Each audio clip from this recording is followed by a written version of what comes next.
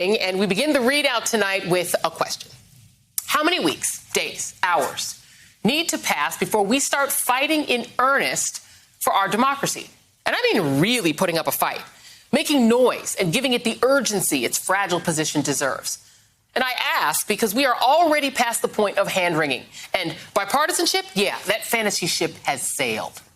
We, right now, tonight, are at the point where the big lie is positioned to hijack our democracy by 2022.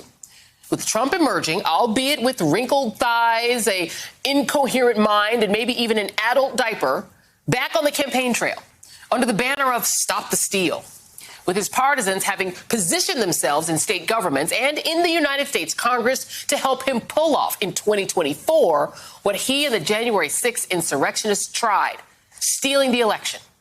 Stop the Steal is the insurrectionist Republicans' banner. Democrats, what's yours? Because seriously, there are plenty of folks who are terrified by what we're seeing and, frankly, baffled by the Democrats' weirdly cordial response. You'd think in the face of actual autocracy that things would feel a little more hands-on. And it isn't just me or my friends who are saying this. People who are famous for their conservative beliefs and who have devoted their entire careers to promoting democracy abroad, including in some ways I personally have opposed in the past, they are saying it too. People like Max Boot and Jennifer Rubin and David Frum are out here sending out SOS calls saying, America, wake up, because their former political party is about to steal our democracy right out from under our noses. We've got democracy scholars, 100 of them, signing a public statement saying that American democracy is in grave danger and that suspending the filibuster to pass voting rights is vital to ensuring that we continue to be a democratic republic. And if that's not enough, listen to Dr. Martin Luther King Jr.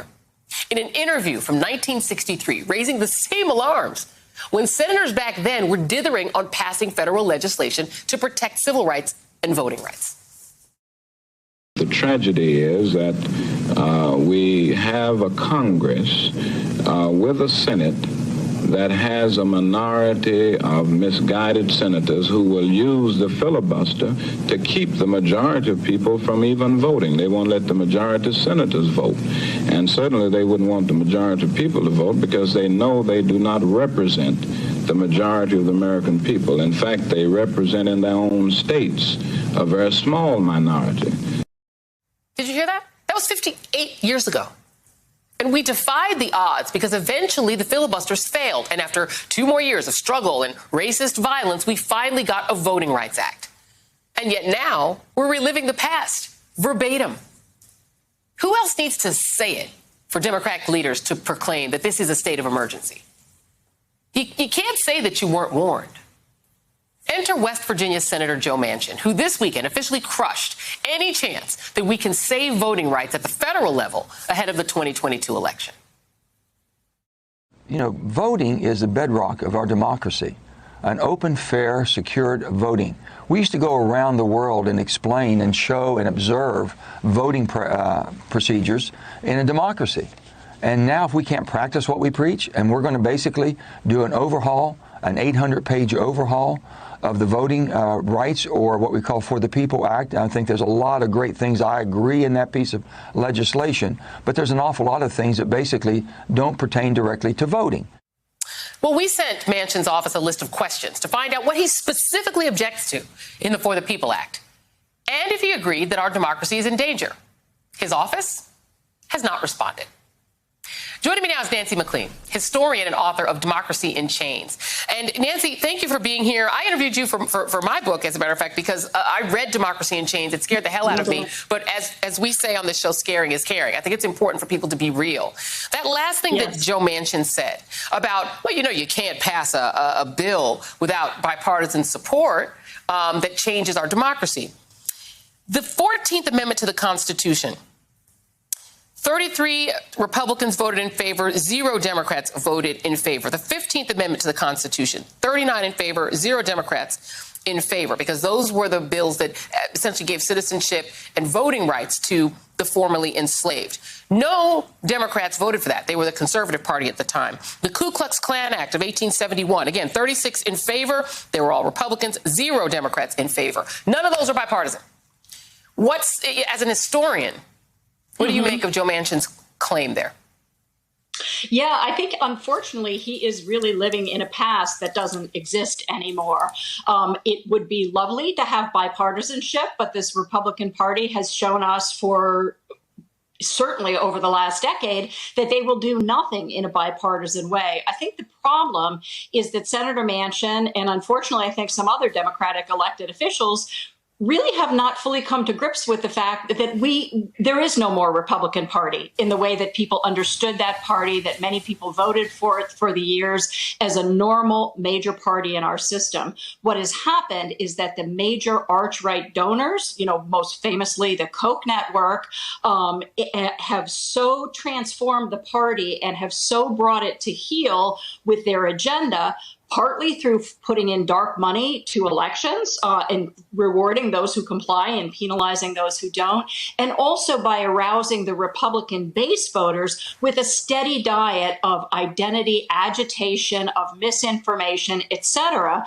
And so, there is the constant barrage of noise, and I think he needs some of his colleagues to go and walk him through connecting the dots, that this is not an isolated instance. On measure after measure, we now have two ideological parties, but every political scientist and scholar who studies this will tell you that the Republicans are the most polarized, the most extreme, the most resistant to factual evidence, and that they will not cooperate on anything. They have shown that most dramatically with their refusal to support an investigation into the most serious attack on our Capitol since the Civil War.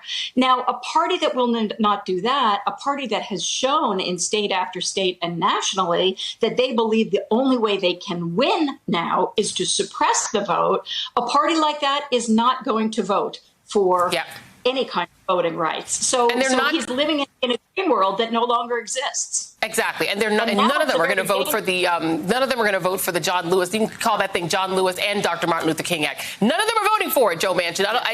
Right. But I want you touched on something I think is very important. Manchin said that he doesn't support everything in the bill. He wouldn't tell us on this show what it is he doesn't support. But I suspect the parts that he doesn't support, and that Kyrsten Sinema and some of the others don't support, are the stuff the Chamber of Commerce doesn't like. The Chamber of Commerce is supportive of both Manchin and Sinema and some other Democrats, these Chamber of Commerce Democrats. And you talked about the Koch brothers. There was a great piece in the New Yorker about how the Koch brothers have gone all out to stop this bill, to stop the For the People Act. Not just because they don't like voting rights. And you can explain to us why these super rich, mega rich people don't like people to vote, but they also don't like the end of dark money. Dark money is in this bill too. Explain what these super rich people really want. What these super rich people really want is something so frightening that they understandably do not ask for it by name, but instead they have operated by stealth for years now, steadily rigging the rules of our democracy until we are at the point now where I think about it almost as a noose. There are so many threads in the noose on our democracy now that it's almost impossible to count them. You can start with the destruction of collective bargaining power for public sector employees begun by Scott Walker in 2011, move on to the voter suppression bills that, there were 180 of them in 2013, the worst gerrymander that we've ever seen in our political history, the most sophisticated gerrymander that enabled this Project Red Map to take control of over 30 state capitals, and the court effort to use dark money to get Supreme Court justices confirmed, like Brett Kavanaugh, like Amy Coney Barrett, like John Roberts. All of this has been extremely coordinated on the right. It's part of a very, very interwoven long-term strategy. And until we understand that strategy, we're shadowboxing.